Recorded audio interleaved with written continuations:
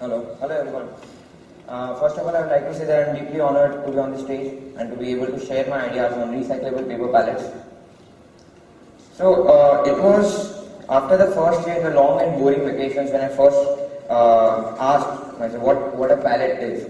So what exactly is a pallet? As you can see, a pallet is a wooden platform structure which can store up to 4,000 or 5,000 kilos of goods at a single point of time, and it is used to move these goods from one place to another using forklifts and pallet jacks.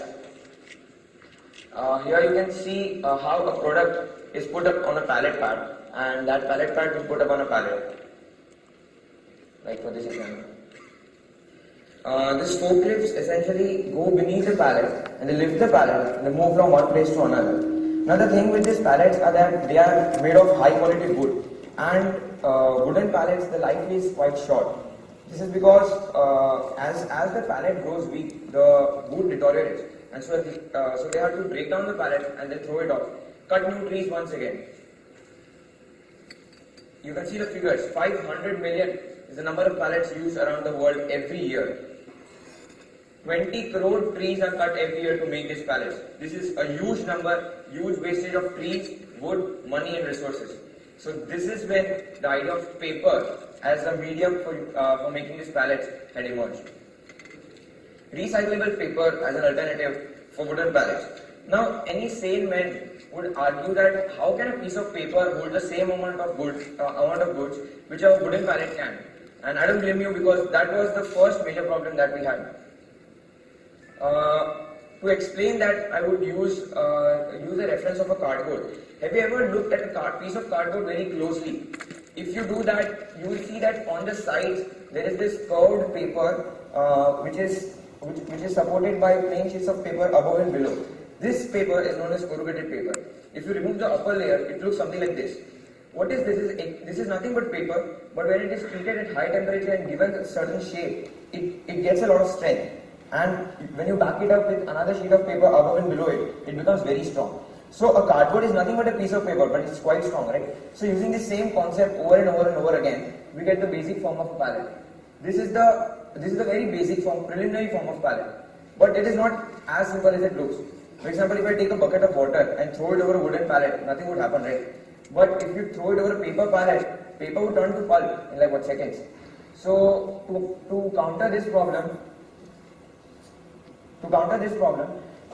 we use water repellent chemicals to coat the pallet with all these water repellents and oil repellents. So the pallet is oil proof and waterproof. So this problem is effectively negated. After that, we sent this to Dubai for further testing. And in Dubai, what happened was that they used to move the pallets using pallet jacks as well as forklifts. So, and it passed the test very well. So that was not a problem. But the problem was when they used to tie a thick rope around one leg of the pallet and they used to pull it with a huge force. So if you have a lot of load over the pallet and if you pull it with huge load, then the leg used to break. So that was when a major design restructure had to be done. As you can see, we now introduce lots of new features like vertical cylinders. The cylinders, the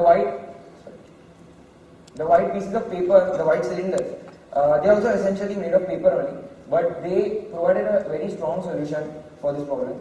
Secondly, we use honeycomb structures. Honeycomb structures are nothing but if you have a paper with slits, if you have another paper with slits, and you interlock them in such a way that each one is enhancing the strength of the other. So this kind of innovations help in making the pallet stronger and removing the other problem that we have.